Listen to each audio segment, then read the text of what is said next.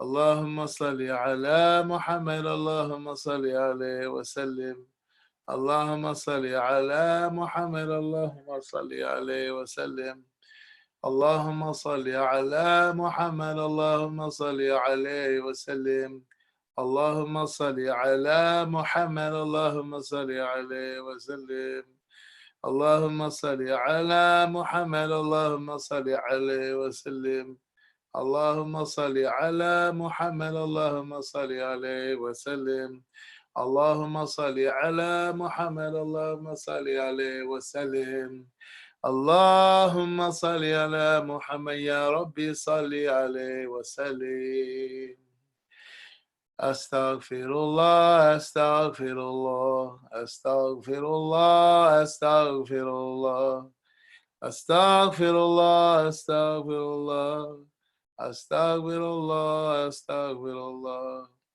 أستغفر الله أستغفر الله أستغفر الله تائبون إلى الله تائبون إلى الله تائبون إلى الله يا الله بها يا الله بها يا كريم يا الله بحسن الخاتمة يا الله بها يا كريم يا الله بحسن الخاتمة يا الله بها يا كريم يا الله بحسن الخاتمة غفرانك ربنا وإليك المصير لا يكلف الله نفسا إلا وسعها لها ما كسبت وعليها ما اكتسبت ربنا لا تؤاخذنا إن نسينا واخطأنا ربنا ولا تحمل علينا إصرا كما حملته على الذين من قبلنا ربنا ولا تحملنا ما لا طاقة لنا به واعف عنا واغفر لنا وارحمنا أنت مولانا فانصرنا على القوم الكافرين آمين. Al-Fatiha to the spirit of the Prophet Muhammad sallallahu alaihi wasallam, to his family, his companions, and the other prophets and messengers and their families and their companions. Al-Fatiha to our ancestors and our families, and to the souls, the spirits of all the submitting men and women, males and females, and the surrendering males and females, and the faithful males and females, the living among them and the dead. Al-Fatiha to the people of La ilaha illallah from this land. Al-Fatiha to all the inhabitants of the heavens and the earth in the seven directions. Al-Fatiha. May Allah Ta'ala elevate their rank, and benefit us through their knowledge, through their sciences, and through their breezes and their blessings and their lights and their secrets, Ya Allah. Allah, we ask you for sincere repentance, Ya Allah. Allah, we ask that you bless our brothers and sisters. Allah, we pray for healing for our brother Imam Suhaib Sultan, our brother Ali Keeler, Ya Allah. Grant them complete healing, Ya Rabbal Alameen. Grant them complete healing, Ya Allah. Allah, connect our hearts, Allah, with your book, Ya Allah. Connect our hearts with your book, Ya Allah. Allah, into your book and the light of your book into our hearts, Ya Allah. وصلى الله على سيدنا محمد وآله وصحبه وسلم. Al-Fatiha, with the intention of acceptance. أعوذ بالله من الشيطان الرجيم. بسم الله الرحمن الرحيم. الحمد لله رب العالمين الرحمن الرحيم.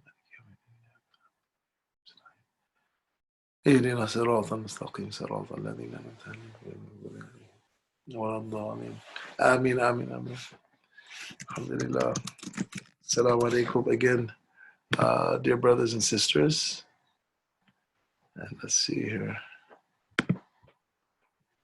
Okay. There's supposed to be a button where I can stop sharing the screen.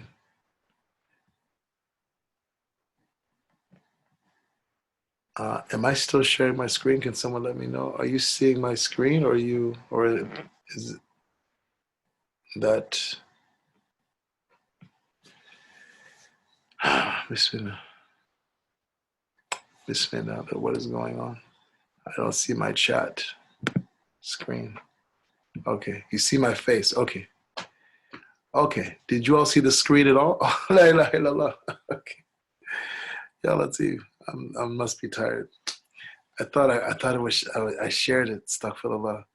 I was reading it. I thought you all could read it. Astaghfirullah. Forgive me. Ya Latif. Astaghfirullah. Okay. No, it was not intentional. Sorry. I'm really sorry about that. Astaghfirullah.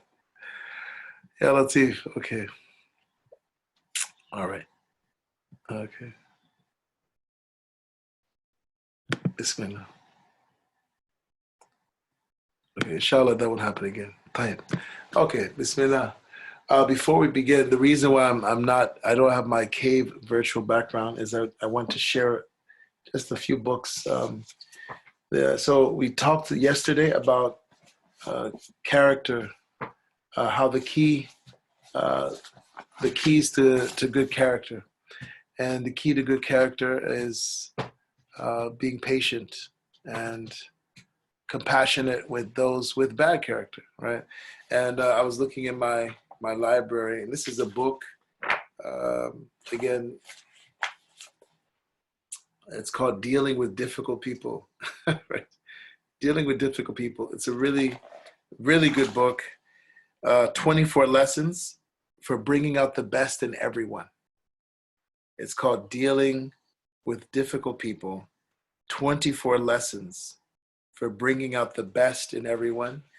And it's by Dr. Rick Brinkman and Dr. Rick Kirschner. And you can get it online. It says in the description. So this is a book that, it's one of those books that people, managers usually get in corporate America. People in nonprofits read these kind of books. But they're really beneficial. Disarm problem people, find common ground, and turn conflict into cooperation. In the last decade, technology has spawned a whole new breed of annoyances, from cell phone chatters to email spammers to voicemail hogs. Life is now increasingly filled with even more difficult people. At best, such people may make life stressful and unpleasant. At worst, they can keep you from achieving important goals. But it's fully within your power to bring out the best behavior. See, this is what I like about books like this, and the book I shared with you yesterday by Alan Loy McGinnis, Bringing Out the Best in People. It's not about, what people generally do with people that annoy them is they shut them out. They don't answer their texts. They avoid them, or they themselves, they become passive aggressive, or, so on and so forth. But what these books teach you to do is very prophetic. What the Prophet Muhammad ﷺ did with such unpleasant people, annoying people, is he transformed them by bringing out the best in them. So these books are really powerful tools. It's fully within your power to bring out the best behavior in people who are at their worst. Right? This is what we talked about yesterday. Maulana Rumi was teaching us about this. The proven innovative approach in dealing with difficult people will help you to identify 10 bothersome behaviors and deal successfully with each of them, to understand why people become difficult, to use sophisticated techniques to neutralize whining, negativity, attacks, tantrums, and more, to cultivate the 9 take charge skills that prevent people from becoming difficult. There's no reason to let unpleasant people get in the way of your performance in the workplace or in your life. With these effective approaches to understanding and circumventing disruptive and annoying behavior, you can smoothly overcome the obstacles posed by the difficult people you are certain to eventually cross paths with. Jim Rohn, who's the late Jim Rohn, who's one of the great, motivational speakers, really involved in network marketing, training, and corporate trading. He used to do a lot of corporate trainings as well. He used to say, there's only about 9, like really, really, you know, annoying people in the world. The problem is they just move around a lot. That's right. So, alhamdulillah. And the other book I want to show you, so I spoke about this book before. This is a book I mentioned again on the 4 temperaments and the blends. He deals a lot with the blends because many of us are blends. Like I'm a blend. I'm not just fire. I'm not just air. I'm not just water. I'm not just earth. Right? I'm a blend of 2. It's Tim LaHaye, Why You Act the Way You Do.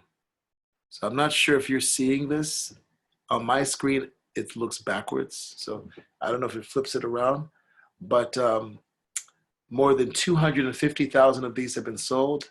Tim LaHaye, he's the same author of the Left Behind series, and just really powerful stuff here. He really goes deep. Learning why you act the way you do will help you in 4 ways. It will advance you in your job and career, enable you to deal with depression and anger, improve your relationship with your spouse, or help you select your future husband or wife. Identify for you the spiritual gifts God has given you. Tim LaHaye explains his unique theory of temperament blends and tells how you can improve yourself by identifying your own personality strengths and weaknesses. Even if you've never before read about personality and temperament, Why You Act the Way You Do will help you discover your unique potential in your job, your marriage, and your church, right? Or we could say it in your mosque or your temple.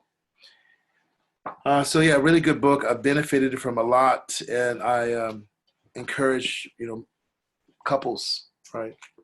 I know 5 love languages is really popular, but that right there is a classic. And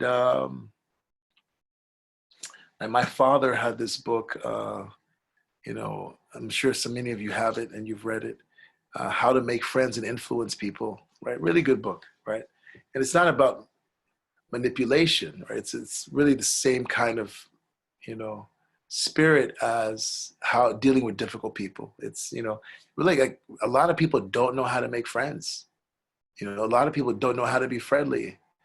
And if you don't know how to influence people to do the right thing, I mean, really da'wah, and teaching, inviting people to Islam and teaching, even a course like this, it's part of it is influencing people, but not influencing people to control them, not influencing them to do anything that will be harmful, but influencing them to hopefully, be inspired, to take their relationship with Allah seriously and take their relationship with their fellow creatures seriously. And so a lot of these books that were written, back in the day, in the 50s and the 40s, and like Think and Grow Rich by Napoleon Hill, I think that was written in the 20s or 30s. I mean, that's another great book.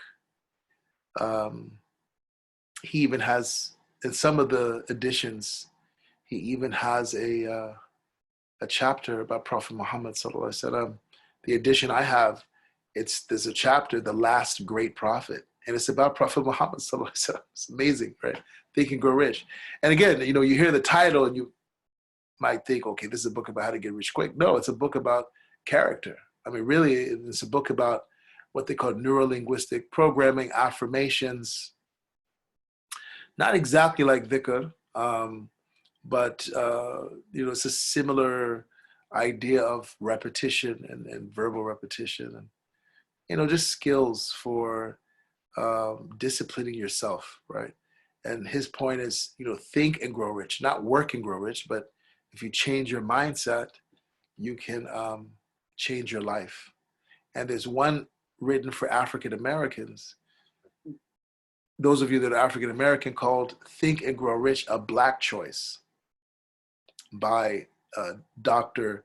Dennis Kimbrough, who was commissioned by the Napoleon Hill Foundation to complete the manuscript that Napoleon Hill, who was European American, white American, he was writing one just for African Americans, right? Because he wanted to see African Americans um, inwardly and outwardly rich, right? Rich of the soul and rich materially. But he died before he finished the manuscript. So the foundation contacted Dennis Kimbrough, who's a professor of finance and economics, studies at the famous Clark Atlanta University, where Dr. W.B. Du Bois once taught. And it's a great book. It's a great book. All of Dennis Kimbrough's books are amazing. I actually met him a few times when I used to live in Atlanta. And so that's another good book, Think and Grow Rich. And it's about thinking. It's about changing your mindset.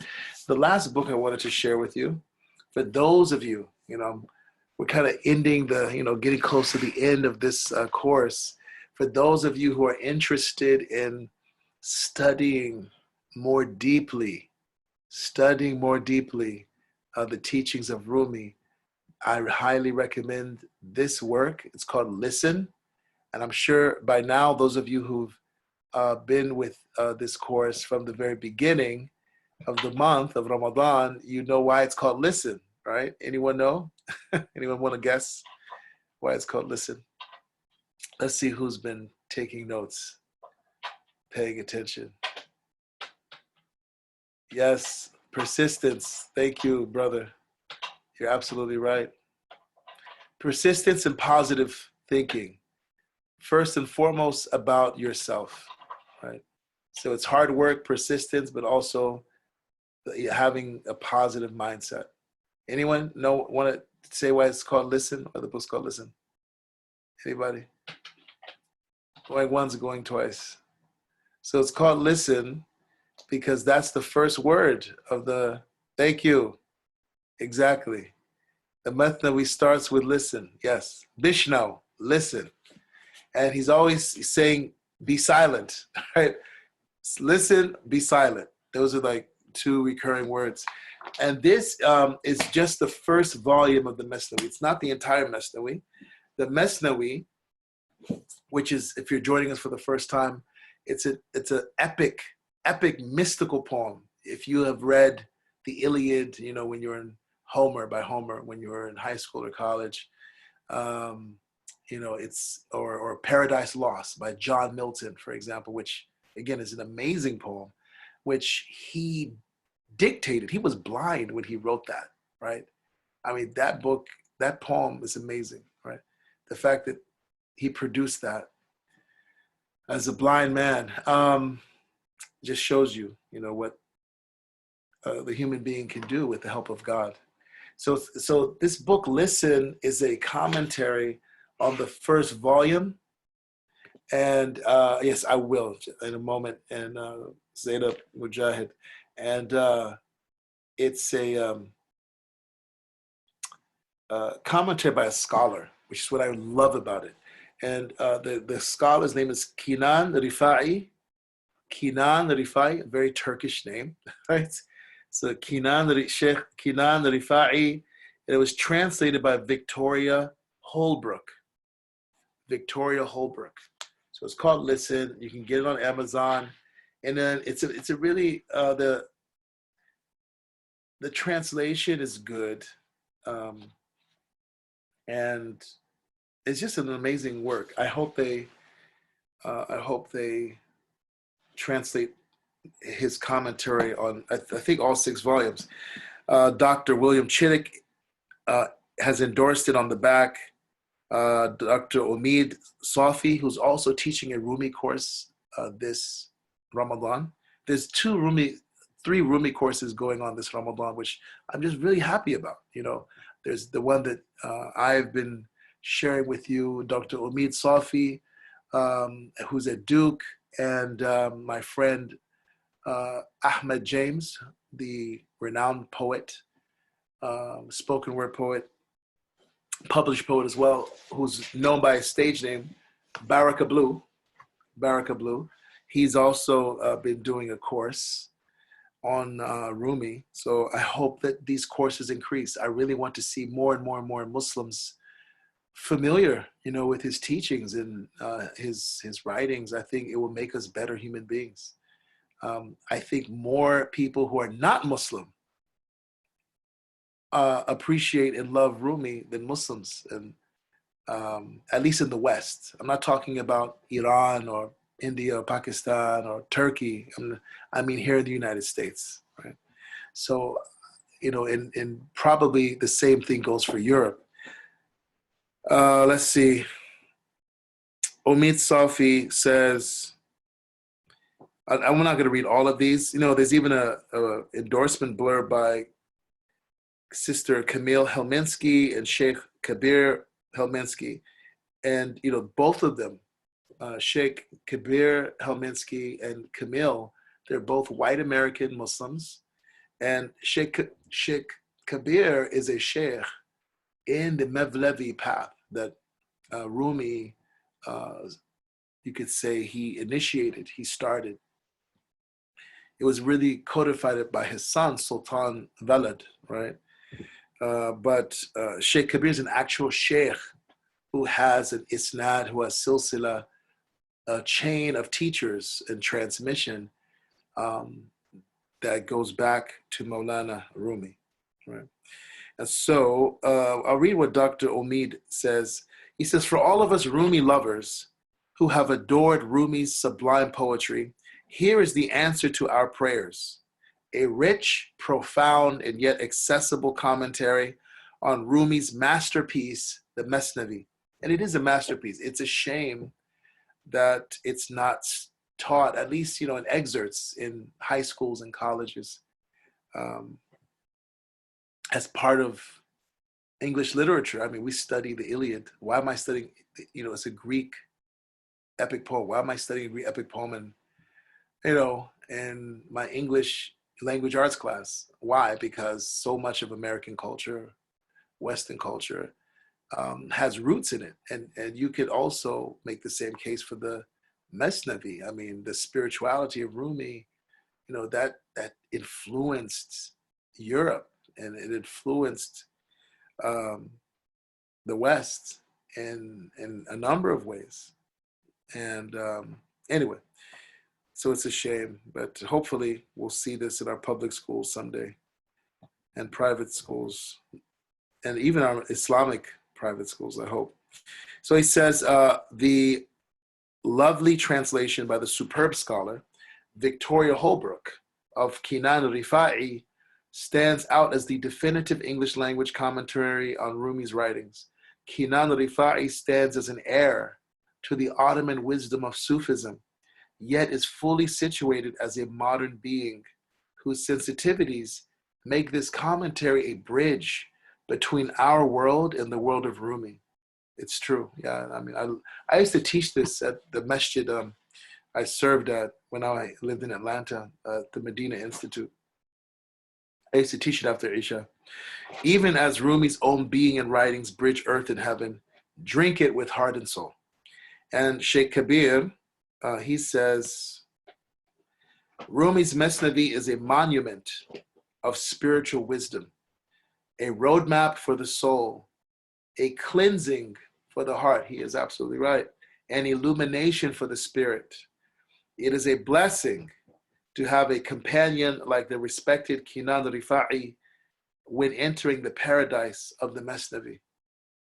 He offers us something rare in these times, a perspective that comes from great knowledge and a living tradition of gnosis.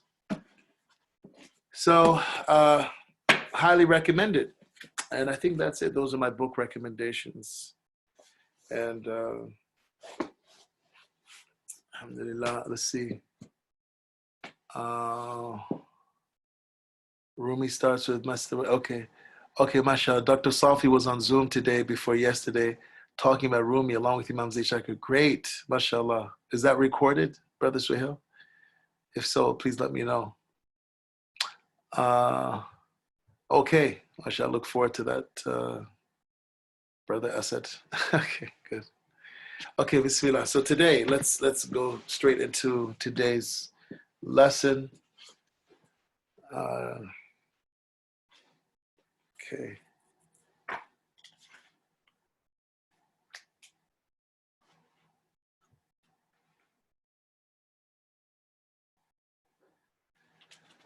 Today, so yesterday we spoke about character, right?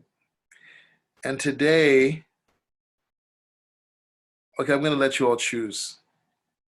I'm going to let you choose. So we could either go in order, right? Which part of me wants to go in order.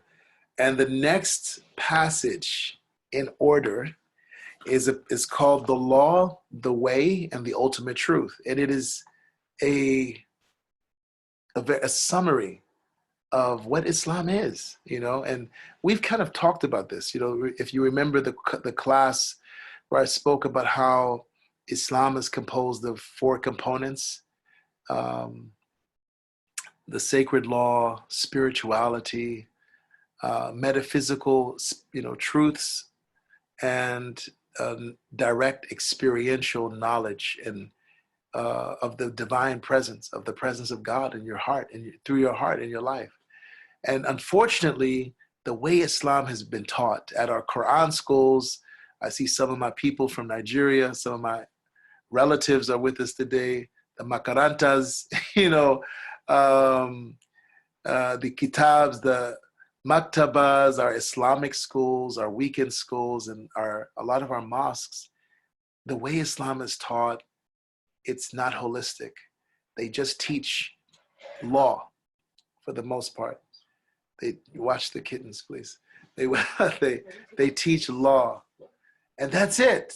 Law without any spirituality, law without any metaphysical truth, and law without at least letting people know it's possible for you to have a direct, personal relationship with God Himself. Now we hear our Christian brothers and sisters frequently, pastors and reverends talk about walking with God and having a personal relationship with God, and sometimes there are Muslims that yearn for this. I mean, I know Muslims who listen to Joel Osteen, right, and who listen to some of the other televangelists because there's something in them. There's a part in them that's yearning for that. And my message is simply, that experience is waiting for you. It's waiting for you, within the Muslim tradition. You don't have to look outside of it. And I would say, because I've practiced Islam. I was raised in a Christian family, and I have beloved family members that are Christian. I would even suggest to you that that relationship with God, at least how it's been described by some of our greatest seekers, right?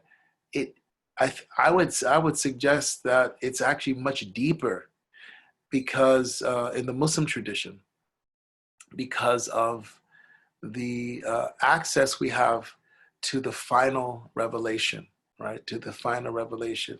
So, we believe in all the scriptures, including the Quran. We believe in all the prophets, including Muhammad, God bless him and grant him peace. So we believe in Adam and Noah and Abraham and Joseph and Moses and Jesus Christ, the son of Mary, God bless them all, grant them peace. But we also have this ocean, right? This great ocean of divine knowledge in Prophet Muhammad sallallahu alaihi wasallam. And so it's all, we have a deep, rich, perfect, and complete tradition. So that's a summary. He gives a summary of that. And both of these sections are short. And then the next section is called Hell Proceeds from Evil Deeds, right? So, and while I'm kind of inclined to, go in order, the section on hell being proceeding from evil deeds is related to what we talked about yesterday, about character and the importance of being compassionate and tolerant with people who are rubbing you the wrong way, getting on your last nerve, right? And And it's not, it's not, it's not really scary. He's just, because a lot of people ask the question, why does hell exist? Like, why is there a hell? If God is merciful, then why is there hell? People ask that question. I know Muslims who ask that question. And so he answers that question. What would you like to do? What would you like to do? Let's go in order. Okay. All right. Fiqh and tasawwuf. Okay, good. Good. Yes, I said exactly. You're right. Okay, we'll go in order. All right, fine. Sounds good to me. Bismillah.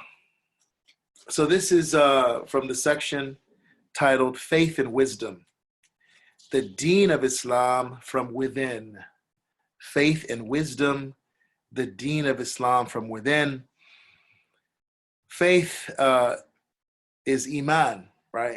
And the word Iman in Arabic literally means to enter into a state of safety and security. It also is connected to the word for trust, an amana, right? A trust, something that you keep in trust, that you safeguard. And so the idea here is that as a human being, when you finally enter into a relationship of trust with God, you will experience true safety and security that will never leave you. The safety and security you might be looking for in your spouse, one day, at one day you or your spouse will leave this world, right? The safety and security you're looking for from your government, right? Or from your job. And how many people thought that their jobs or the stock market or offered some kind of security, and the security we're looking for comes through Iman. Now, faith, I guess it might be the best way to translate that into English, but I want you all to understand that the word Iman means so much more than faith. Faith often, is understood to be your belief in something you can't see. But Iman is really a relationship, right? And it's a reality that penetrates the heart. That's how God describes it in the Quran. We were just reading yesterday, right? Many of you were reading the 48th chapter of the Quran, or you'll be reading it tonight, the 49th chapter of the Quran, the chapter of the private chambers. 48. The chapter of the private chambers, Surah Al-Hujurat, right? Where the Bedouin Arabs from the tribe of Asad, Bani Asad, they came demanding charity, saying, we're believers, right? Give us some charity, Prophet Muhammad sallallahu alaihi wasallam. Like really bad manners. But Prophet Muhammad sallallahu alaihi wasallam always dealt with these people with just graciousness. And Allah says, don't say that you have faith. Don't say you have Iman. Rather say what? We have surrendered. We have submitted. Because faith has not yet entered into your hearts. And this is something that you see in the Quran, that we as Muslims, we as humans rather, are called to enter into submission, into peace with God. Ya ayyuhalladhina amanu udkhulu fis silmi kafa. All you who have faith, enter into silm, into peace, into surrender completely, wholeheartedly. Like, don't have one foot in Islam and then another foot somewhere else in some other religion in some other philosophy or ideology of life, right? But go into Islam 100%. So that's Iman. But Iman, so we enter into Islam. God says in Surah Al-Nasr, right?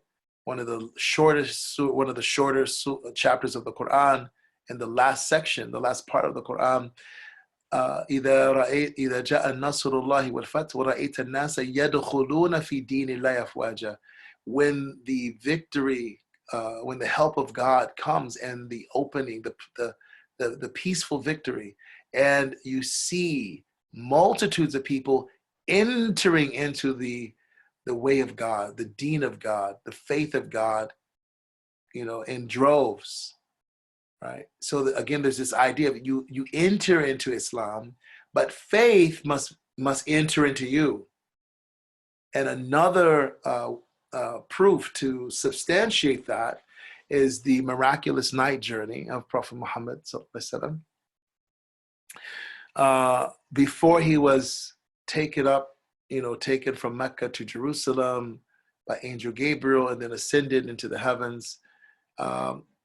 His chest was open, his heart was taken out, and the other times when his chest was split, something was taken out of his heart. But on this occasion, something was poured into his heart, right? Who knows what was poured into his heart? Anyone remember the story? No, at least not in the narration of Sahih Muslim. No. Yes, wisdom. Good. Wisdom, and what else? Iman. Very good. Wisdom and Iman. And that's actually what the title of this section is, faith and wisdom. So faith and wisdom in the spiritual realm and the metaphysical realm are actually real substances. They're not abstract. In our physical realm, they seem very abstract, right? Wisdom, faith, you can't touch it, you can't grab it. But in the spiritual world, faith is a concrete reality. And hikmah, wisdom, is a concrete reality. And they were poured. The heart of Prophet Muhammad was filled, literally filled with faith and wisdom. And so it's appropriate that he titles this section Faith and Wisdom, because that is what your heart needs to be filled with so that you can ascend, so that you can be elevated to your highest human potential, so that you can be elevated in your relationship with God, with the divine, and ultimately so that you can witness the signs of God that are upon the horizons and that are within your own self. So the deen of Islam from within. What does the word deen mean? A lot of people translate as religion. It actually has a number of meanings. It's related to the word dain, which means a debt. It's related to the word dan, which means a torrential rain, like a heavy downpour. It's related to the word for judgment, for the word for civilization. That's why a city is called Medina, a place of deen. It's related to the word, did I say debt yet? To the word for debt, dain, right? So the idea is that the deen is actually a way of judging, it's a way of living, and it's you paying back the debt of living, of life to God through worship, right? And so religion is a part of what we call deen, but it does not encompass that at all. There's a really good article by Sayyid Naqib al-Attas, who I've mentioned before during this course. Dr. Sayyid Naqib al-Attas, one of the most brilliant intellectuals of the modern age. He lives in Singapore, and he wrote really a whole paper just on the word deen. And you see it, he brings it up in a lot of his books on education, his books on secularism. He has an amazing book, Islam and Secularism. But what does deen mean? It doesn't just mean religion. So with that being said, let us dive right in, my friends. The law, the way, and ultimate truth. Sharia, tariqah, and haqiqah. As I said before, Sharia just means a road. That's what the word means. If you go to any Arab country, the roads are called shara', right? Shari' this and shari' that. It's used in the Quran. The word Sharia just means a wide paved road that is smooth and will lead you to water. That's what the word means. Unfortunately, the word Sharia, because of politics, I'm not just talking about politics here in the West, in Europe and America, but even politics in the Muslim world, Sharia has been politicized. Sharia is really a Muslim's entire moral code, ethical code. So not stealing is part of Sharia. Telling the truth is part of Sharia. Believing in God and the angels is part of Sharia. Praying 5 times a day, fasting Ramadan, making Hajj, that's all part of Sharia. And so it's really unfortunate that so many people, when they hear the word Sharia, they associate it with hands being cut off and, people being whipped. And, this is, it's actually our failure to articulate what it truly is. Sharia is the blood and the air that keeps a Muslim alive, right? And you can live as a Muslim without ever cutting off anyone's hands, and lashing anyone's backs or, but it's important for you to understand how Rumi speaks about Sharia.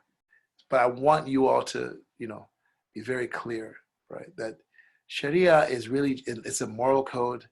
It's an ethical code. It's a worship. It's how we worship, and it's how we believe as Muslims. And when you study Sharia, I was blessed to study Sharia in Syria, in Mauritania, and in Nigeria, and also here in the United States. And when you study a book of Sharia, the first part of the book deals with tenets of belief.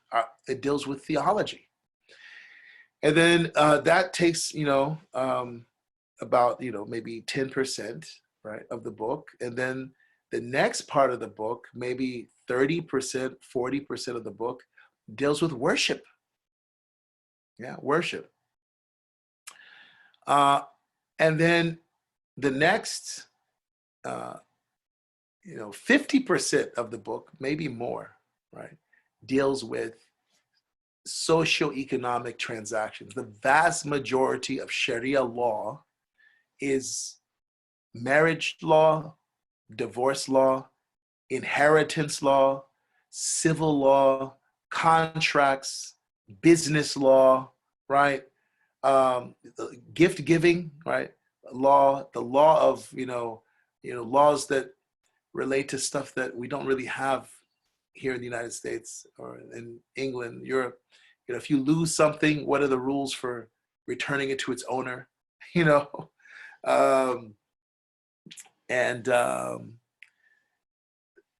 section on on punitive law or on punishments that most people associate when they hear the word Sharia it's about 5% of the book. And any of you who've studied fiqh know what I'm talking about. And if you disagree, please let me know, right? But the section on hudud, on capital punishment and things like that, it's 5% of the book, right? So know that Sharia is something that is meant to be it helps build a container, a physical container, a moral and ethical container that enables you to receive spiritual enlightenment. And this is something that's unique to Islamic law. It's not just a law. It's not just a code of ethics and conduct and beliefs, but it's actually a way of living that if you stick with it, you don't have to be perfect. You don't have to be perfect. But if you stick with it, you do your best, sooner or later, you begin to awaken spiritually, right? And there are many books written by Muslim scholars on the esoteric or the spiritual dimensions of every aspect of Islamic law, even business law, even marriage law, right? There's deep esoteric and spiritual knowledge. Even Imam Wahidi Muhammad, may Allah have mercy on his soul, one of our great American uh, religious leaders and theologians, thinkers, and ambassadors of Islam to the world, right? He was doing interfaith dialogue and outreach at not just the local level. He did that in Chicago, definitely, where he was based, but he did it, to the Pope. He went to the Vatican, and, I mean, all over the world when it was not popular, when people attacked him for that. And he sacrificed, his reputation and even some relationships. Anyway, he has this incredible quote where he says, the rituals, every Islamic ritual, our prayers, our zakat, our fasting, has knowledge inside of it. There's knowledge in that ritual. There's ilm in that ritual. But you have to embody the ritual first and then get to the knowledge through the ritual. And this is something, again, that applies not just to our worship, but to really every aspect of Islamic law, from marriage to inheritance, to the law of irrigating lands and, establishing endowments and trust and foundations. All of this is part of Islamic law, right? So with that being said, the law, the way, and ultimate truth. Maulana Jalaluddin Rumi, Muhammad Rumi, God have mercy upon him, says, the sacred law, Sharia, is like a candle that lights the way. Without a candle to hand, the way cannot be traveled. So the way here he's talking about is the second way here is the way with the capital W. The sacred law, Sharia, is like a candle that lights the way. So this is the metaphor, or the simile, right? The simile, rather. The sacred law is like a candle that lights the way. Without a candle in your hand, the way with the capital W, meaning the tariqah, the spiritual path, cannot be traveled. What is the tariqah? So we've been talking about Sharia, which is the sacred road to the life-giving water of spirit, the life-giving water of divine guidance. The tariqah is a path of applying, of living the Sharia, of living that road, of embodying that path. When you take the way, you're traveling is the path, tariqah.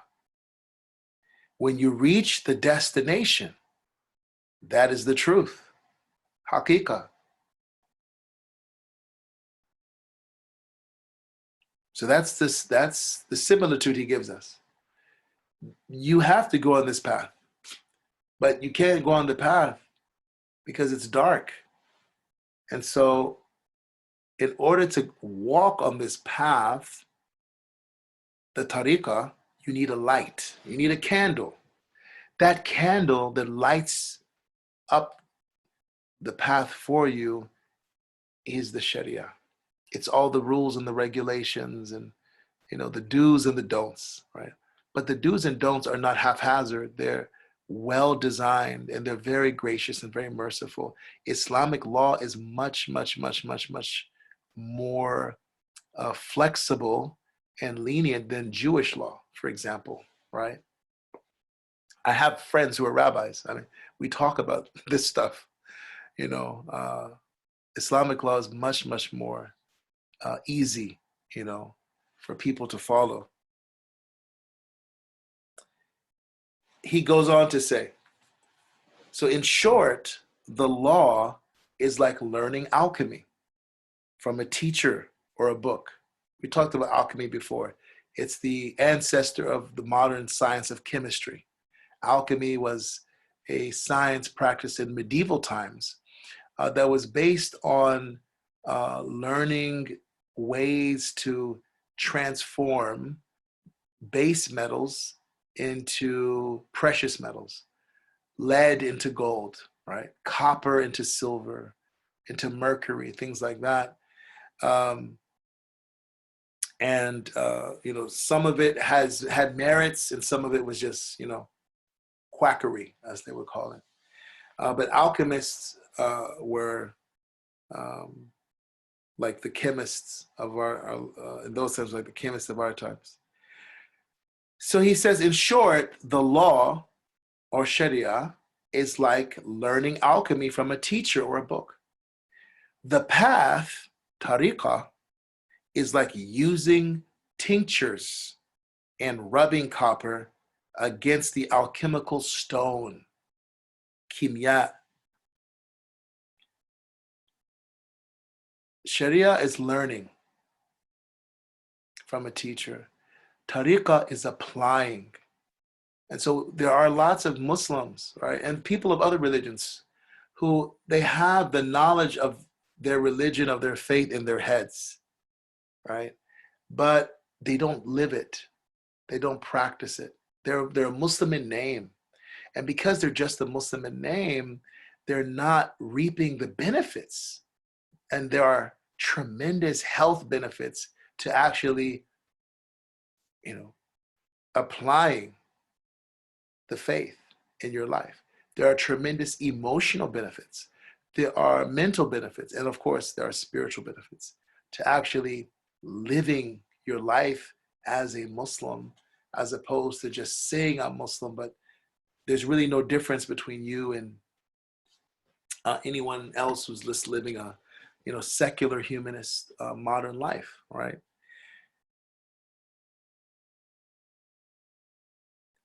And the truth is the process of copper becoming gold. Allah. May Allah make us gold. May Allah make us gold. So the law is like learning alchemy. The way is applying the knowledge, like actually using it. And the truth is when you finally are able to produce gold. So you can apply that to the human soul. So he says it again. He says it in another way. This is the third one. To put it another way, the law is like learning the science of medicine. The path, the spiritual path, is following a diet and taking remedies in accordance with that science. And the truth, the haqiqah, or you could translate also as reality, is gaining everlasting good health and independence from either medical theory or practice. Like once you're healthy, you don't need to take the medicine anymore. Once you're healthy, you don't need to study anymore. When a person departs from this world, the law and the way are cut off from him, and there remains only the truth. So as long as you're in this world, you need that candle because you're on the path. And even when you get to the destination of this world, you still need the candle and you still need to walk the path. Maybe you selected or chosen to go back and help others get to the destination, or maybe you may need that candle when you get to your destination, right? And you do. It's only when we die, when we physically depart from this world, that the law, right, and the path are no longer necessary. But it's at that point, Rumi is saying that the truth of who you are, like what have you become? Have you become gold? Or are you still lead inside? Or are you somewhere in between? That is what you take into the next world. May Allah make us all gold. All right, may the divine make us gold. Then he says, the law, right, so this is our fourth, he's a fourth time he's helping us, he's drilling this in for us. The law is knowledge. The way is action, and truth is reaching God. Reaching God. We talked about reaching God last week, right? And that was a deep class, right? Those of you who missed it, I encourage you to go back and watch the recording that was titled, what was it titled?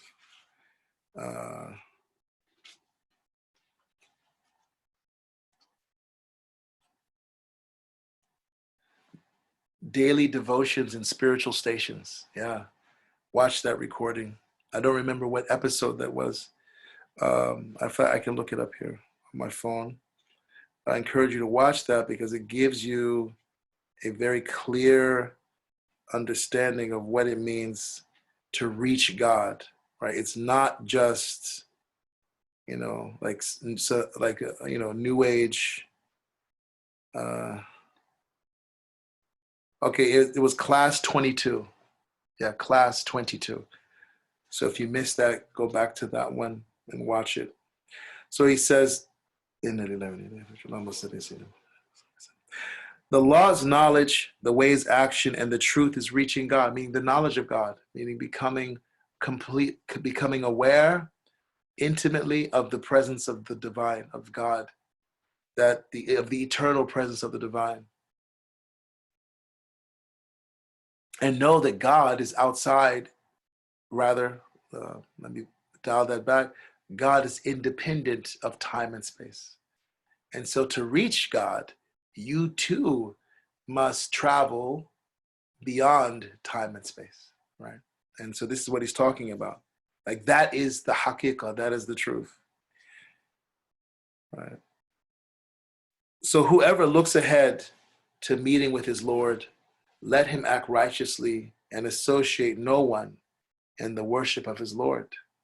He quotes the Quran, the Surah 18, the chapter of the cave, right? Ayah 110, right? The chapter of the cave that it's recommended for us to recite every Friday, right? Prophet Muhammad, God bless him and grant him peace, said, whoever recites the chapter of the cave on a Friday, they will have a light. They will be given a light that goes from the heavens, from the earth all the way up to the heavens. And if you only recite the first 10 or the last 10 verses of the chapter of the cave, you will have a light from your head to your toes, right? That will be with you to the next Friday. So whoever looks ahead to meeting with his Lord, right? That's the goal. Let him act righteously, right? That is the path, right? And associate no one in the worship of his Lord, right? That's the path. May God exalt Muhammad, the best of his creation, and his family and companions, and bless them abundantly. Amen and Ameen. And so this section is actually from the preface of the 5th volume of the Mesnavi. So he begins it with that. So let's look at what Dr. Muhammad Isa Wali says about this passage. Dr. Muhammad Isa Wali is a British Muslim who worked at the British Library and British Museum on Persian and Turkish manuscripts for over 45 years. And so he's absolutely qualified. And he's also a traveler. He's also a seeker of God and been sitting at the feet of great scholars for many, many, many years, great sages and spiritual guides. So he says, may God preserve him. Here, the author employs a series of analogies to explain the Sufi perspective on religion. A Sufi is a Muslim, a very spiritual Muslim, a Muslim who's seeking more than just rituals, someone who's looking to awaken their hearts and awaken to the presence of God. The word Sufi means purity, right? Purity of heart and soul. Using a distinctive set of terms. Sharia, normally meaning sacred law, denotes learning the religion, knowledge. Tariqah, applying its principles as perfectly as possible. with the intention of drawing near, of drawing close to the Creator. This is action, which Sufis often term suluk, wayfaring. Suluk also means traveling, because you are literally traveling, but in the spiritual realm. You're not, traveling on 95 or 285 or, I-10 or 610 or 59 north or south, right? But you're traveling on an inward journey, a journey from your ego, a journey from your selfishness, a journey from your social conditioning, right? How you were raised to become your journey from all of those things, your social conditioning, your culture, your environment, your family conditioning, your personality, your limited personality, from your sense of self-importance or your sense of self-doubt, right? You're traveling beyond all of that. And that might be who you think you really are, but you're not. You're traveling from that to the promised land of the Spirit, so that you can be who God created you to be, who God made you to be, so that you can reach your full potential and bring that to your work, to your business, to your marriage, bring that to your family, to your community, to your country, to humanity. That's what suluk is. It's traveling. And haqiqah, which is an Arabic word for the ultimate truth or ultimate reality. What the word for truth in Arabic is haqq. So haqiqah comes from that word haqq. Haqq means ultimate truth. It also means a right, someone's right, like human rights, for example, or civil rights. And one of the names of God is Al-Haqq. And with regard to God, Al-Haqq means the one who is absolutely real and is not whose existence is not contingent, does not depend on anything else or anyone else. Al-Haqq means the one whose very being is absolutely necessary. Everything else besides Al-Haqq may or may not exist. Right? There was a time when you and I didn't exist, when this planet did not exist. We know mathematically that there was a time when this universe did not exist. Right? Even if a person, for example, someone who's very secular or materialistic or skeptical about religion, even if they doubt that the Bible, the Quran, the Bhagavad Gita, Odu Ifa, and all these sacred texts from different religions and cultures, the Tao Te Ching, and even though if they doubt all of that and they say, you know what, I'm not going to listen to that, I'm just going to follow science. Science and mathematics tell you that this universe had a beginning, right? It had a beginning. And so the question must be answered. If there's a beginning to the universe, that means before the beginning, there was no universe. So what was it that chose for the universe to exist? Because if the universe was in non-existence, then it must have either had someone or something else choose for it to exist, or the illogical, irrational alternative is that it brought itself out of non-existence into existence. Al-Haqq, right? So this is God's name, Al-Haqq, the one who necessarily exists, without whose existence nothing would exist. So he says, and haqiqah is experiential realization, which Sufis also term tahqiq. Tahqiq. And great Sufis like Ibn Arabi and Rumi as well, I would put Rumi in this group. They followed what they call the madhab, or the school of tahqiq, the school of realization. What Maulana here means by reaching God is not, of course, being united in the literal sense but a special modality of knowledge. Haqiqa or tahqiq is in fact an advanced form of knowledge, representing the highest form of certainty, haqq al-yaqeen, that's mentioned in the Quran.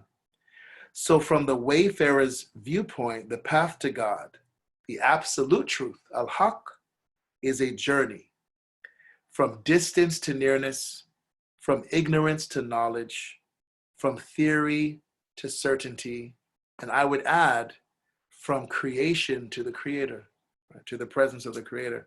And that's, what spirituality is really about. It's not, again, what you wear, like I have this beautiful shawl, mashallah, with images of the sandal of Prophet Muhammad sallallahu alaihi wasallam. Like, wearing this doesn't make me more spiritual, right?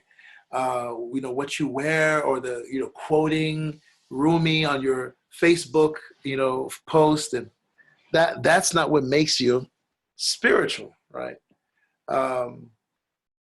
Having dhikr beads, that's not what makes a person spiritual. What makes a person spiritual is, again, having good character with people who have bad character, being patient with them. What makes a person spiritual is fulfilling the commandments of God, your creator, right? What makes a person spiritual, is engaging scripture, and contemplating nature, right? And seeking to go beyond the forms of things, the structure, the outward physical structure of things, to become awakened and aware of their inner spiritual reality, which is their truth. It's really trendy for people to say, "Oh, I'm going to share my truth." Yeah, you're not sharing your truth. You're sharing an experience, that you had that should be shared, right? But your truth is so much beyond any physical or emotional experience, brothers and sisters. Right? Your truth is pure light. And your truth, your spirit, that is, cannot be injured. It cannot be traumatized. Your spirit, your truth, cannot be harmed. Your truth is not harmed by microaggressions, right? So when people talk about sharing their truth and their reality, of course it's relative, right? We should respect that. But there's a higher truth. And so that's what I really want us to understand and to appreciate, that you are so much more than whatever the microaggression, or whatever the oppression, or whatever the insult, or that someone hurled at you. You're so much more than that. And the more you connect with your inner reality, the less those things are able to harm you. They will still affect you. Prophet Muhammad sallallahu alaihi wasallam, he was affected by the insults, by the attacks. I mean, his own family were trying to assassinate him. Not just once, multiple times. A lot of times we forget the people of Mecca were his cousins. They were his cousins.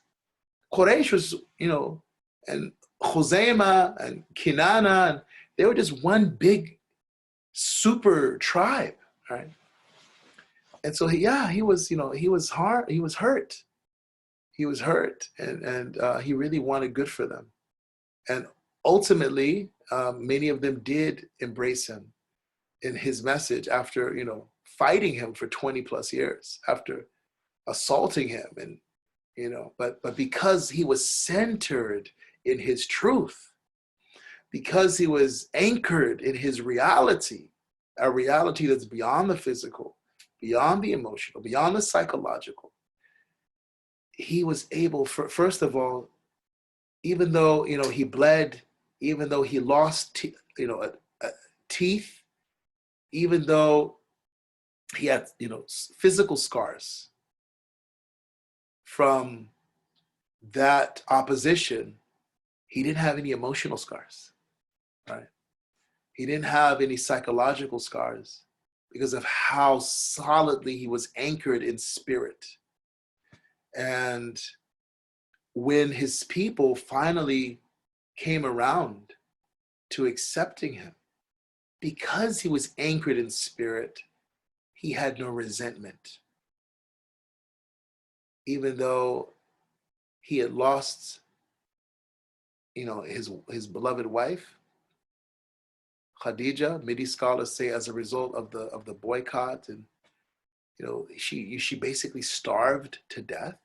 Even though Hamza, his great uncle Hamza ibn Abdul Muttalib, may God be pleased with them all, he was killed on the battlefield, and his body was mutilated in front of Prophet Muhammad sallallahu alaihi wasallam. He didn't hold grudges. He did not hold grudges, right? And that's the beauty of being anchored in spirit, and that's the beauty of traveling the spiritual path, right? Your concern is not about your own personal interest anymore. You really want to see well-being for all of God's creatures. You really want to see moral and spiritual elevation and rectitude for everyone, even people that hate you. And so with that, we'll close. Thank you so much for listening and your attention. And I'll see if there are any questions or comments, inshallah. Okay, Bismillah. Let me go here. Oh, yes, Miss Rahim, thank you for sharing that link to the Ratib al-Atas. And again, I apologize for not sharing the screen with you.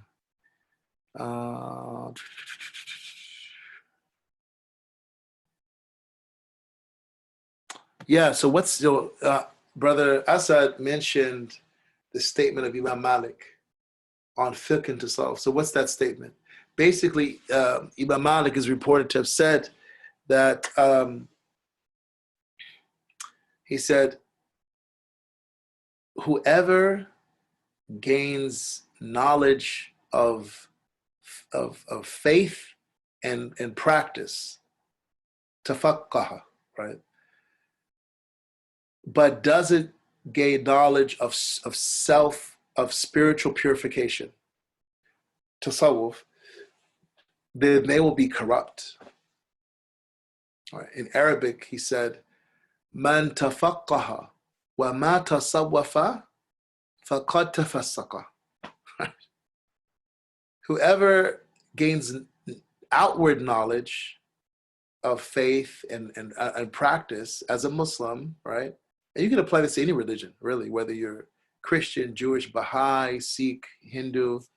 If you just gain knowledge of theology and jurisprudence, but you're not working on purifying your heart, you're not working on your soul, right?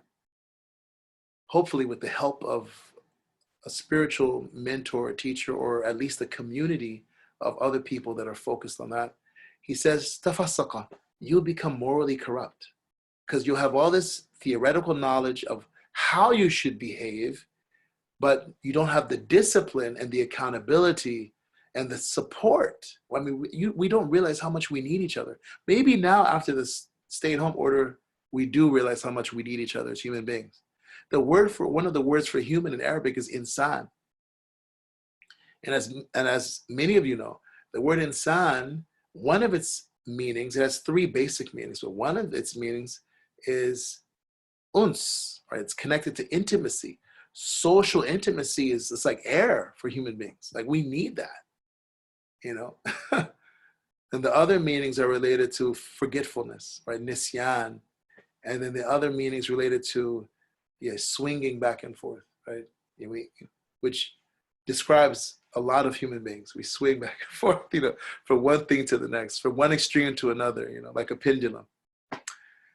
So, and then he said, وَمَنْ تَصَوَّفَ وَمَا تَفَقَّهَ فَقَدْ تَزَنْدَقَ. And the person who seeks spiritual purification, but they don't also learn the basics of the faith, and the basics of practice of rituals and socio-economic transactions based on justice, that person, he says, tazandaka, they will become a heretic. They will become blasphemous. And you see a lot of people like this. Then these are the people who say things like, oh no, Islam is in my heart. And I don't need to pray. I don't need to fast Ramadan. Islam is in your heart. Right? Like everything that they know, the faith has made a part of our practice. Their justification for not doing it is that their faith is here in their heart. And yes, that could be true. Faith is in the heart, but faith it flourishes. It's like a. You ever seen a rose that keeps its fragrance to itself? Right? I'm just gonna keep this fragrance in my petals. No, it's just there's an effervescence. There's a spilling out. There's a, So, but then he says, "Waman tafaqaha wa tasawwafa." The same word we've been talking about today, tahaqqaqa. He says, and whoever gains knowledge of faith and practice, as well as spirituality, has attained truth, or has embodied the word he's using, and these verb forms he's using. It's a fifth form in Arabic, and it has two basic meanings. Number one, it's reflexive, which means it's an internalization. It's an embodiment of truth, for example. It's an embodiment of spirituality. It's an embodiment of fiqh, which fiqh means deep understanding. You gain deep understanding of Islam. But the other meaning of this verb form, tafa'ala, that's the pattern, is effort. It's something that takes effort, like tahajjud. Tahajjud prayer, the night vigil prayer, takes effort, right? You got to get up, get out your bed, and and pray. It's hard. It's hard stuff, right? Ta'allam, right? Learning is the same root. It's hard. You gotta, stay up after Fajr because, for the class, or a lot of people it's very difficult for them to study online, as we've found. So Imam Malik is, this point, the brother Asad is saying, all of the different parts are there, right? Tafaqqaha is the candle that Rumi is talking about, is the knowledge, right? Tasawwafa is the practice. And you should be you should be hard on yourself than you are on others. In fact, the way of the great sages and scholars like Imam Uthman ibn Fodio and others was to be strict on themselves when it came to religion. Be strict on yourself, but be easygoing and lenient with other people. And sadly, most practicing religious people, they do it the other way. They're easy on themselves, but they're really hard, very judgmental about other people's practice of Islam. Oh, they're not doing that right. They're not doing this right. They're doing that right. Focus on yourself and be easy on people. One of the great scholars, Abu Ala al-Ma'arri, I believe his name was, God have mercy upon him. He said, the more knowledge I gained, the less I found objectionable what people were doing. Think about that for a second. He said, the more knowledge I attained, the less judgmental I became of others. The less intolerant I became of others. And that's true knowledge. And he was a great, great Imam, great scholar. One of the hallmarks of a true scholar is their graciousness and their flexibility and their compassion and accommodation of people, right? Even those people that outwardly don't seem like they're that religious.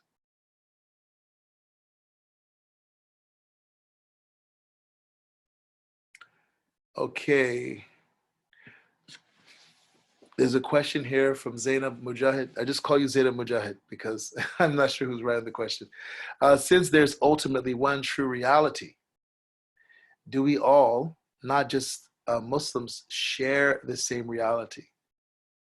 So I'm not sure the question you're asking, because I'm not sure if you're talking about the ultimate reality as in God, or whether you're asking about the ultimate reality in terms of the experience of the divine, of God's presence.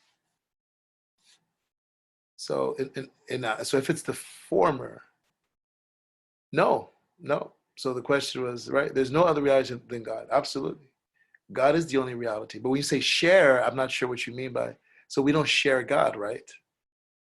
God is not, we don't divide God up. Now, if you're talking about, well, are we all worshiping the same truth? The paths to realization. So what's your question? Give me, maybe reword it using paths to realization, just so that we're clear.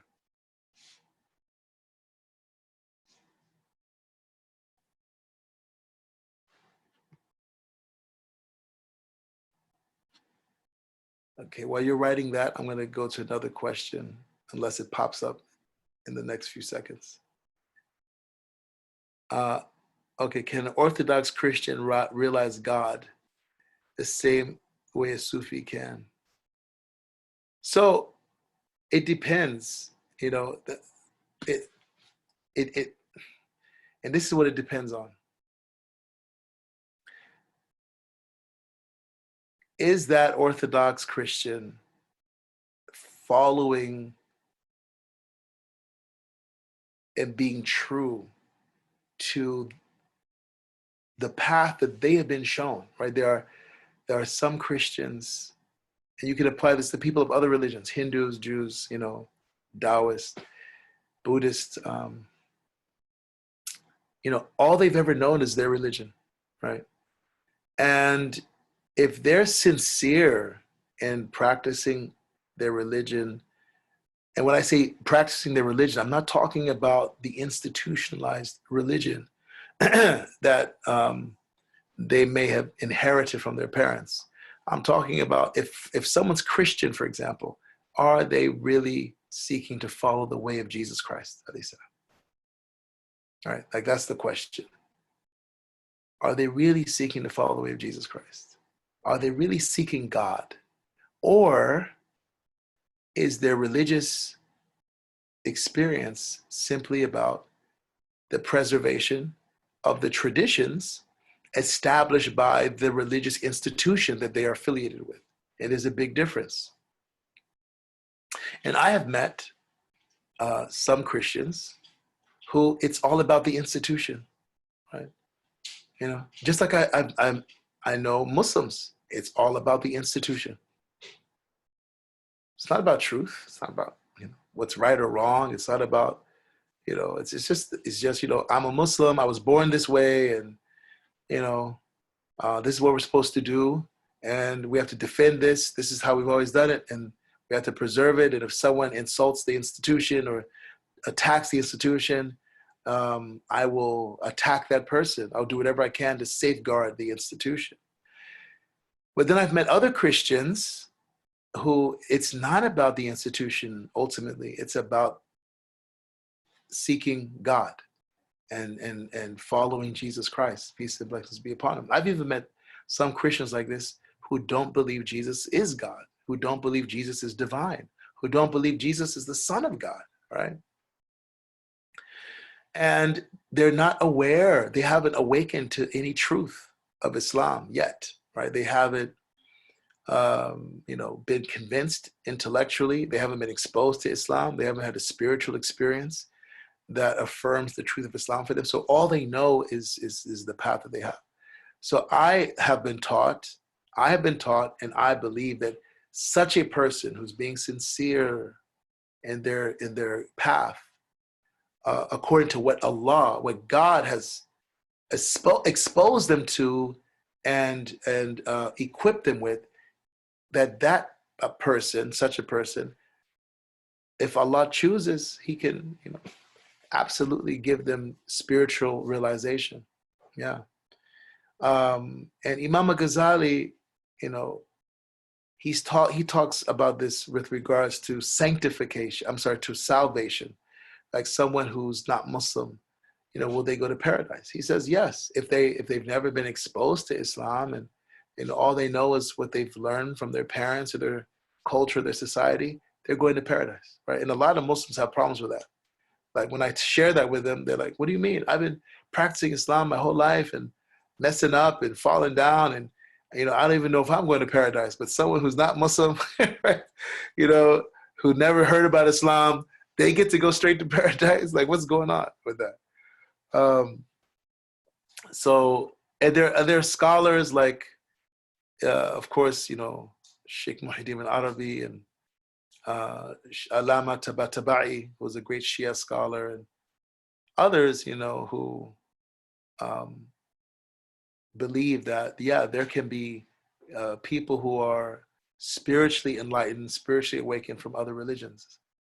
And there are even stories like Sheikh Ibrahim ibn Adham, I believe, he met a Christian who, monk or something like that, who, I don't remember the story exactly, but just, you read these really profound stories, and, then you meet people. And what I've, in my journey, this is where I land on this question. God can guide whoever he wants to. And you don't have to be a Muslim to be guided by God. I believe that there are people who Allah is guiding in their respective cultures or religions, and they may not, self-identify as Muslim. They may not, outwardly look as a Muslim, but some of these people they're like the man in the household of Pharaoh. Like they have faith, but no one knows it. There are people like that. Yeah. Yeah, there are people like that. I mean, I was one of them, kind of, I mean, I was a Christian, and, I got to a certain point where it wasn't about the institution for me anymore. And this moment happens for a lot of people, whether they're Muslim or Christian or Jewish or Buddhist. This light bulb moment goes off where you're like, okay, wait a minute. I've been investing my time, my money in this idea, and the idea is not the ideal that I thought it was. So now what am I going to do? And what some people do is they just hit the snooze button, they go back to sleep, and they sit in church or they go to the mosque, and they just go through the motions. And in their heart, they're like, I know this is not like real, but it's what's expected of me. So I'm just going to go through the motions. And some people, they change religions. Like I was like, people would ask me like, what's your religion? When I was 16 years old, I was like, I don't have a religion. I said, I believe in God. I follow Jesus Christ. And I don't believe he's God or divine. I would tell people that. I didn't know that was Islam. But, I was, so that's what I'm saying. I know there are people like that because I was one of them. And I've met people like that, right? And Allah guided me to Islam, alhamdulillah. So I hope that helps. Is there ultimately one true reality? Do we all not just share the same reality? So yeah, I mean, we're all witnessing the same reality, but through different, filters, and your cognitive frames and your theological outlook shape and color how you experience the divine. I mean, really, yeah. So when you say Rumi and Ibn Arabi followed the madhab of tahqiq, is this outside of a fiqhi madhab? So it is a fiqhi madhab, but it's not one of the four madhabs, so to speak. And I know there's this whole debate. Ibn Arabi, was he a Maliki or was he a Dhahiri? And I have a friend. He just finished his PhD on Ibn Arabi. And I have another friend. Ibn Arabi was so beyond like Maliki, Shafi. Is it people who follow these madhabs? They're like arguing like over these trivial, the Mahdi is not going to follow madhab, right? Nor is he going to follow, according to the narrations that have come to us and the inspirations of sages, he's not going to have allegiance to any madhab or any Sufi order, Sufi tariqah, right? And people just won't accept that. Everyone thinks the Mahdi is going to follow their madhab and follow their tariqah. He is going to be coming with what the scholars call, Ibn Arabi and Abdul Wahhab al-Sha'rani, others call ad-din al-khalis, the pure deen, as it was in the time of the Prophet ﷺ, just inspiration, divine inspiration, not all of this taqleed stuff. And again, I follow Maliki fiqh, I study Maliki fiqh, I teach those, there are brothers and sisters on here that come to my masjid, they know that I practice a madhab, but when the Mahdi comes, all that's out the window. No more madhab. No more tariqah, Shadili, Qadiri, Naqshbandi, no, Tijani, nope. At least that's what, I've learned from my teachers. And I know there's difference of opinion. So yeah, it's outside of the fiqh madhab, and I can't really, it's really hard for me to explain what it is, except that they practice fiqh based on spiritual realization, not based on imitation of an authority. It's not like following the madhabs. It's not like a Salafi thing where you're kind of, going by the Quran and authentic hadith with a little usul. They follow what their heart witnesses. Okay? And Ibn Ata'illah has a wonderful book called Lata'if al-Minan, where he has some beautiful quotes from Imam Hassan al-Basri about this, right? And but it's a really deep topic, and I don't think we have the time for me to really give it justice. And you really kind of have to have a frame of reference for what that is. But if you do some research on, I have an article here. If you email me, I can send you the article if you're really interested in it. That one of my friends, he's doing his PhD in Islamic studies, that he sent me, Omar Adeybat, yeah. So I can send that to you if you'd like. But I would recommend reading something like that after Ramadan. Like, don't read it now.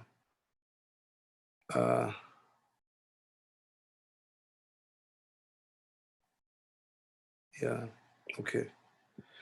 All right. Is it natural to have deep anxiety about the ending of Ramadan and its acceptance? Yes. Yes, it is. We are told its acceptance as equal to you being born in it as a brand new baby. How do we prepare for the answer from Allah on how we connect to Him in this month? Yeah, I mean, there's even stories about how the companions, 6 months after Ramadan, they were still like asking Allah, like, accept my Ramadan. And then 6 months before Ramadan, they were preparing for the coming Ramadan, So it's as if their whole year was either them, worrying about Ramadan or preparing for Ramadan. So it's natural, and just be hopeful and be confident, right? Be confident that Allah's promise is true. You fasted Ramadan, right? I'm sure you fasted Ramadan. I know you. I know you. You're observant Muslim brother, and I'm sure you've been praying at night, and I'm sure you've been helping people and doing kind things, and maybe everything you've done in Ramadan hasn't been ideal, and you made mistakes. I've made mistakes this Ramadan, and we ask Allah for forgiveness. I mean, He's the forgiving God. God is merciful, right? So you make effort, and you accept your imperfections. You accept your limitations. And as we've been learning from Rumi, those limitations are actually an opportunity for you to receive really important lessons about yourself, and to plead, ask God to cover you with his mercy. And if we were all perfect, we wouldn't depend on God. Human beings, the way human beings are wired, if we did make mistakes, if we didn't commit sins, we would definitely think we were independent of God. Yeah. So yeah, Zainab, there's a saying of this Sufi masters that the paths to God are like the breaths of his creatures. Right? You may have heard this before. And there's another way of saying it: the paths to God are like the numbers of his creatures. So, and there's a hadith that I think Imam at-Tabari relates, that Prophet Muhammad ﷺ said there are 313 paths to God. Meaning there's a messenger. There's a narration that there are 313 messengers, and but it's weak narration. So we can't say that that's the exact number. Allah knows best. Okay. It does a lot. Alhamdulillah. MashaAllah. May Allah accept. Yeah, may Allah accept. I'm very hopeful, and yeah, I'm very hopeful. I just tell people, and I do a lot of interfaith and everything. And people talk to me about their religion sometimes, not all the time, but I just, tell people, be true. Like if you're a Christian, first of all, read the Bible. Or don't tell me you're Christian and you haven't read the Bible. Okay. And then number two, if you're Christian, follow Jesus. If you're Jewish, again, read the Bible, and what you have of the Torah, follow it. Like follow it. You shouldn't be Jewish and you're eating pepperoni pizza, right? This like secular Zionist identity of being a Jew, and I mean, come on, So if you're Jewish, like really follow it, and then be like Moses. Like you say, Moses is the greatest prophet. Peace and blessings be upon him. Hey, live like him. I should see something. There should be something of Moses I can see in you, right? If you're a Buddhist, what are you doing killing Rohingya Muslims? Like, what's wrong with you? You know what I'm saying? And so on. I mean, that's an extreme example, but if you're a Buddhist and you're living in the suburbs and you have no connection, there's nothing in your life that's about ending suffering for others. I mean, what are you doing?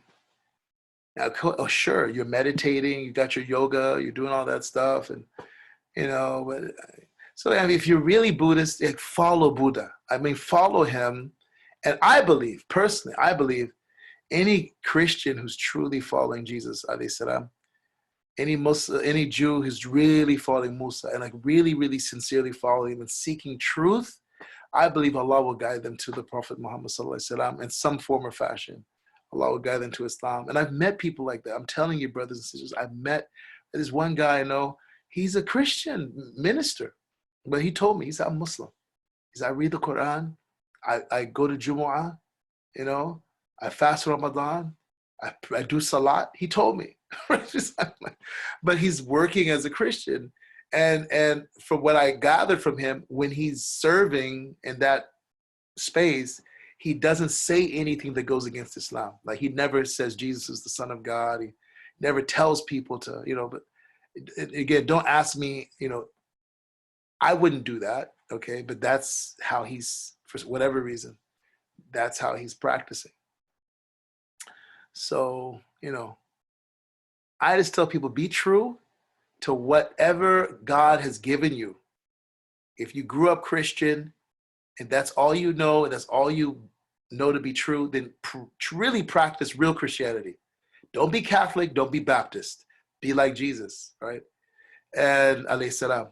And I tell people, when God guides you to something higher or to a deeper truth, then surrender to it, right? And those of you who embraced Islam, you know what I'm talking about. Like some of you, I know you're a Christian, like I was, and you had to make that choice, and it's a really, really hard choice. Like, what if I'm wrong? What is my family going to say? You know, you have to make that choice. And I tell my children, I say, don't be Muslim because I'm Muslim. Don't be Muslim because you were born Muslim. I tell my children, you have to discover the truth of this path, this way of life for yourself. And I've done, you know, I don't think I've done my best, but I've done a lot to teach my children to think critically, I've given them, you know, books and experiences and, you know, taken them places. My wife has taken them places, you know, where they can really explore and really choose to be Muslim for themselves, right? You know, choose to be Muslim for themselves. So, so I hope that helps. Is the mother of tahqiq still what people follow today? Absolutely, absolutely, absolutely. Yes, there are people who follow the mother of tahqiq. I'll give you an example. All right, this is just a minor example. I told you all about this sheikh that I used to sit with in Birmingham, Alabama, right? Sheikh Muhammad Muawiyah al-Jak, rahmatullahi alayh. I told you about how, you know, he was kind of living that, you know, like they say, living that life, right? You know, just living lost in the dunya, very materialistic life, until he had that dream of Prophet Muhammad sallallahu alaihi wasallam leading him in prayer, okay? And so in that dream, he prayed in Jama'ah with Prophet Muhammad sallallahu alaihi wasallam. And again, that those of you who weren't here for that class, he said that was the turning point of his life. It's from that dream that he turned his life around and, you know, started to live. You know, he was from a Muslim family, from a very righteous Muslim family, but he, you know, for most of his young life, Islam wasn't for him, right? You know, but that dream is what changed him. And he told me, you know, and the other brothers that in the dream, and though any I don't know how many of you, if there's anyone out here who's Maliki, who practices Maliki fiqh like I do, but if you're Maliki, this will make you smile. So in the dream, he said Prophet Muhammad sallallahu alaihi wasallam was praying with his arms by his side, draped at his side, right? The way the Shia pray, you know, with his hands by his side. It's the way Malikis pray, who are Sunni. And and because of that, he said, that's why I pray with my hands by my side. He said, I don't pray like with my hands by my side because I'm Maliki. I don't pray with my hands by my side because, you know, I'm Ja'fari. He said, I pray with my hands by my side because I saw Prophet Muhammad sallallahu alaihi wasallam praying with his hands by his side in my dream. And he said, we have a, you know, authentic hadith, whoever sees me in a dream has in fact seen me with certainty, because Satan, the devil, Allah protect us from him, cannot take my form in a dream. Right? So that's an example of madhab tahqiq. Another example, you know, no, I think that's enough. Yeah, that's enough. But that's just a little example of madhab tahqiq, right? It's where your fiqh now is coming from haqiqah, from your spiritual realization. Right? Many stories from Hasan al-Basri about this, you know, Rajullah anhu, the great Tabi'i, right? Student of Sayyidina Ali bin Abi Talib. Brother Suhail writes, I can't understand why we Muslims are divided into different madhabs. Didn't Allah say in the Quran, don't divide yourself into groups? Yes. And so, yeah, I mean, so what a madhab is supposed to be? A madhab is simply supposed to be a methodology of practice, for example, of worshiping Allah. That's all it's supposed to be. It's not supposed to be your identity. It's not supposed to be your religion. And a lot of Muslims, as I'm sure you would agree, Brother Suhail, they treat their madhab like it's an identity, like it's their religion, like it's a cult or a sect, or, and yeah, Allah says, وَاعْتَصِمُوا بِحَبْلِ اللَّهِ جَمِيعًا وَلَا تَفَرَّقُوا. Hold to the rope of God all together, and don't split up into groups, right? And so it's very unfortunate that that's happened. And yeah, I don't call myself Maliki, or I just call myself Muslim. Just call yourself Muslim. Don't even call yourself Sufi, or I don't even call myself Sunni. I mean, that's how far I take it. I don't even call myself Sunni. That's not in the Quran, So, don't call yourself Salafi or Sufi. Just be a Muslim, and we should be united. We should be united, and just treat the madhab as it is. A madhab is just a body of knowledge to facilitate you and me believing, worshiping, our spiritual development. That's all. And that's all a madhab should be. Madhab just means the way someone went. It's really just a method. That's all it is. Don't wear it. Right? Oh wow. So look, you and I need to go get some sleep. You shouldn't bring up this quote, because that quote is actually too deep for it's too much. And that's actually not the that's actually a mistranslation of the quote. Yes, inshallah. Yeah.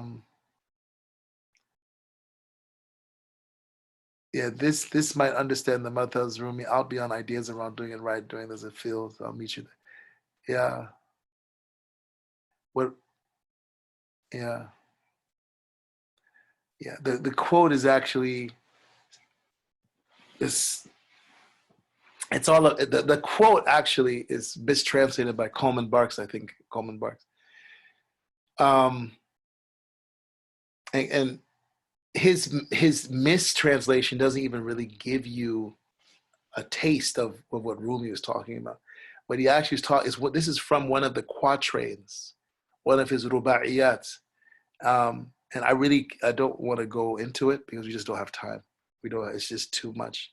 But if you send me your email, I can send you the website, inshallah, of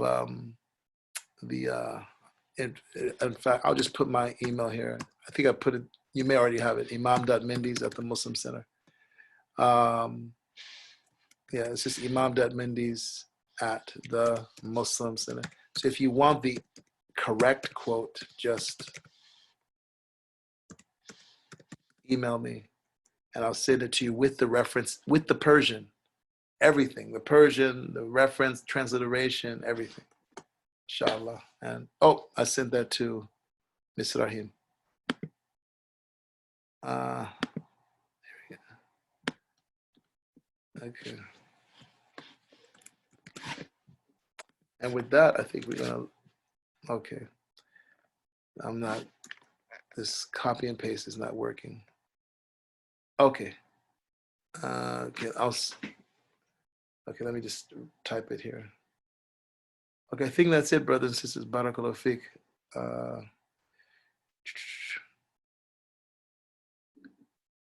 Let me get that. Is that ANJALI? I don't have my glasses. Okay.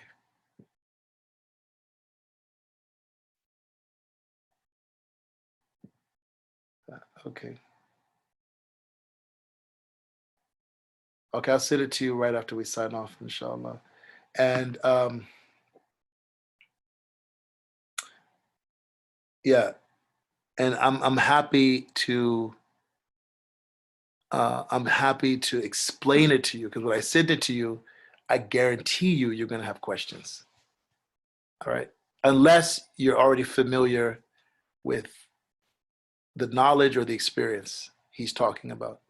So, inshallah. Oh yeah, .org. Yeah, imam.mendes at the muslimcenter.org. Yeah, .org. Alhamdulillah. May Allah bless you and your family as well. بسم الله الرحمن الرحيم والحمد لله رب العالمين اللهم صل على سيدنا محمد وآله وصحبه وسلم سبحانك اللهم وبحمدك ونشهد أن لا إله إلا أنت ونستغفرك ونتوب إليك ربنا آتنا في الدنيا حسنة وفي الآخرة حسنة وقنا عذاب النار اللهم اشف مرضانا وارحم موتانا وفك أسرانا وعافي مبتلانا اللهم وفقنا لما تحب وترضى اللهم اجعلنا من التوابين اللهم اجعلنا من الصائمين والقائمين هذا شهر مبارك اللهم اغفر لنا ذنوبنا وارحمنا وإسرافنا في أمرنا يا رب العالمين. Oh Allah, we ask for healing for our brother Suhaib Sultan. We ask for healing, Ya Allah, for our brother Ali Keeler. Oh Allah, give him healing, Ya Rabbal Alameen. Oh Allah, forgive us, Ya Allah, complete our life for us, Ya Allah, fill our hearts with Iman and Hikmah, Ya Allah. Pour Iman and Hikmah into our hearts, Ya Allah. Oh Allah, pour Iman and Hikmah into our hearts. Oh Allah, keep our feet firm upon your Sharia and your tariqah and your haqiqah, Ya Allah, and your marifah, Ya Rabbal Alameen. Keep our hearts firm upon the Sharia of the Prophet Muhammad Sallallahu Alaihi Wasallam and the tariqah of Prophet Muhammad Sallallahu Alaihi Wasallam and the haqiqah of the Prophet Muhammad Sallallahu Alaihi Wasallam and the marifah of you, Ya Allah, and marifah of the Prophet Sallallahu Alaihi Wasallam. Oh Allah, bless us with that, bless us, Ya Allah, with knowledge that is beneficial and with wealth that is abundant and with healing from every disease. Ya Allah, purify our intentions. Ya Allah, grant us what you grant your most beloved servants. Ya Allah, from rewards and from gifts, from mercy and divine openings. Ya Allah, and victory over the ego. Ya Allah, in this month of Ramadan, free us from the fire. Ya Allah, from the fire of the ego and from the fire of hell. Ya Rabbal Alameen. وصلى الله على سيدنا محمد وآله وصحبه وسلم وآخر دعوانا الحمد لله رب العالمين. Assalamu alaikum wa rahmatullah. I'm going to unmute